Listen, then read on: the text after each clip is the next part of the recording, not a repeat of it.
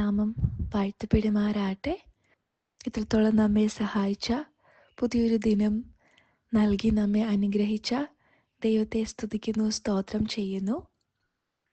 ഇന്നത്തെ ചിന്തയ്ക്കായി നമുക്ക് യെശയ്യാവ് 49:6 വാക്യം വായിക്കാം. നീ യാക്കോബിൻ്റെ ഗോത്രങ്ങളെ എഴുന്നേൽപ്പിക്കേണ്ടതിനും ഇസ്രായേലിൽ സൂക്ഷിക്കപ്പെട്ടവരെ തിരിച്ചു വരുത്തേണ്ടതിനും എനിക്ക് ദാസനായി ഇരിക്കുന്നത് പോരാ. എൻ്റെ രക്ഷ ഭൂമിയുടെ അറ്റത്തോളം എത്തേണ്ടതിന് ഞാൻ നിന്നെ ജാതികൾക്ക് പ്രകാശമാക്കി വെച്ചുമിരിക്കുന്നു എന്ന് അവൻ അരുളി ചെയ്യുന്നു. പ്രിയപ്പെട്ടവരെ, നമ്മുടെ കർത്താവായ യേശുക്രിസ്തുവിനെ ഈ ലോകത്തിലേക്ക് പിതാവ് അയക്കുമ്പോൾ പിതാവായ ദൈവം ഉദ്ദേശിച്ചിരുന്ന ഏറ്റവും വലിയ ഉദ്ദേശം എന്നുള്ളത് ജാതികൾക്ക് പ്രകാശമായി തീരുക എന്നുള്ളതായിരുന്നു.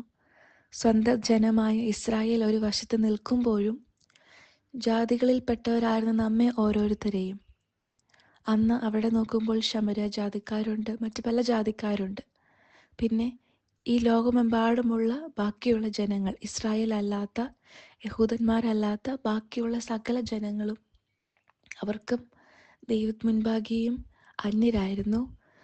നമ്മെ ഒരിക്കലും സ്വന്തം ജനമെന്ന് വിശേഷിപ്പിക്കാൻ യാതൊരു വിധേനയും ഒരു സാഹചര്യമോ ഒരു ഗുണമോ ഇല്ലായിരുന്നു.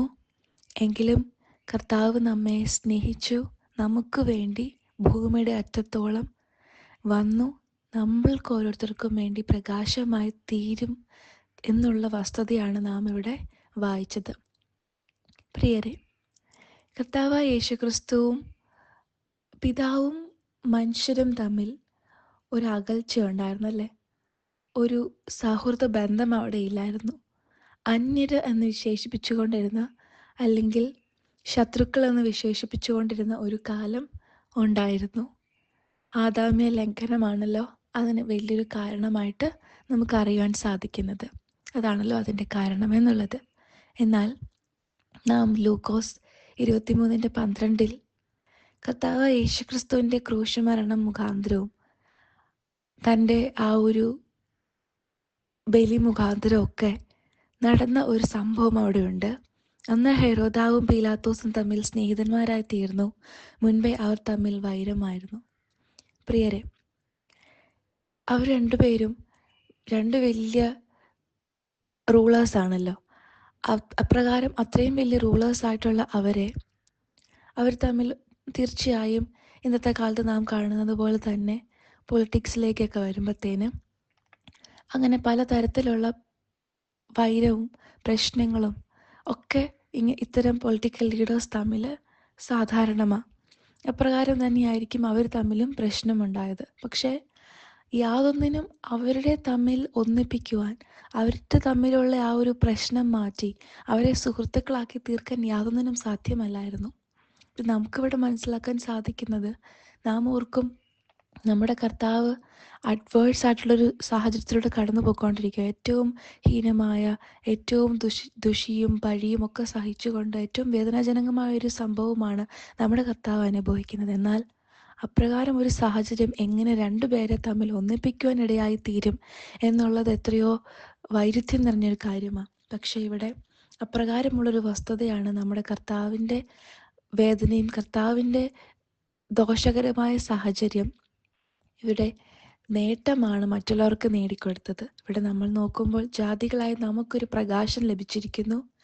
അവിടെ ഹെരോദാവും പീലാത്തോസും തമ്മിലുള്ള ഇരുട്ട് മാറി അവർ രണ്ടുപേരും പ്രകാശത്തിലേക്ക്, അവർ സൗഹൃദത്തിലേക്ക് വന്നു.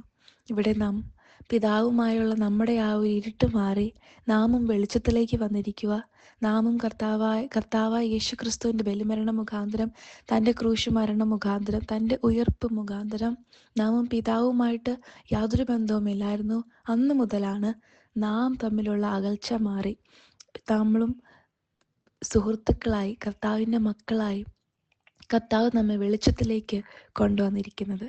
പ്രിയരെ, നമുക്ക് മനസ്സിലാക്കാൻ സാധിക്കുന്നത്, even in adversity relationship can grow and form. ഏതൊരു സാഹചര്യമായിക്കൊള്ളട്ടെ, എത്രയും വളരെ കഷ്ടം നിറഞ്ഞ സാഹചര്യമായിക്കൊള്ളട്ടെ, എന്നാലും ബന്ധങ്ങൾക്ക് വളരുവാനും അവിടെ കൂടിച്ചേരലുണ്ടാകുവാനും സാധിക്കുന്നു എന്നുള്ളത് മനസ്സിലാക്കാൻ സാധിക്കുന്നു. നമ്മെ അങ്ങനെയാണ് കർത്താവ് വീണ്ടെടുത്തത്. അപ്രകാരം നമ്മെ വീണ്ടെടുത്ത ആ ദൈവത്തെ നമുക്ക് സ്തുതിക്കാം, എന്നും ഓർക്കാം. പിതാവിൻ്റെ അടുക്കൽ വരുവാൻ യാതൊരു യോഗ്യതയോ താരുമായ ശത്രുക്കളായിരുന്ന നമ്മെ മിത്രങ്ങളാക്കി മാറ്റി. നാം തമ്മിൽ വെളിച്ചത്തിലേക്ക് വന്നു. ജാതികളായ നമ്മിലേക്കും പ്രകാശം കൊണ്ടുനിന്ന് ദൈവത്തിൻ്റെ സ്വന്തമാക്കി മാറ്റിയ ആ കൃപയെ ഓർത്ത് നമുക്ക് ദൈവത്തെ സ്തുതിക്കാം. ദൈവം നമ്മളെ ഏവരെയും ആ നിലയിൽ കർത്താവിനെ ആരാധിക്കുവാനും മഹത്വപ്പെടുത്തുവാനും ആ ഒരു പ്രകാശത്തിൻ്റെ വലിപ്പവും അതിന് എന്തൊക്കെ വില നൽകേണ്ടതി വന്നു, എങ്ങനെ ആരായി തീരേണ്ടി വന്നു നമ്മുടെ കർത്താവ് എന്നുള്ള ആ ബോധ്യത്തോടെ നമുക്ക് ദൈവത്തെ ആരാധിക്കുവാനും ഈ ദിവസം സഹായിക്കട്ടെ. വരും ദിവസങ്ങൾ ആ ചിന്തയോടെ ആയിരിക്കാൻ നമുക്കിടയാകട്ടെ. ദൈവം നാം മാത്രം വാഴ്ത്തപ്പെടുമാറാകട്ടെ. ആമേൻ.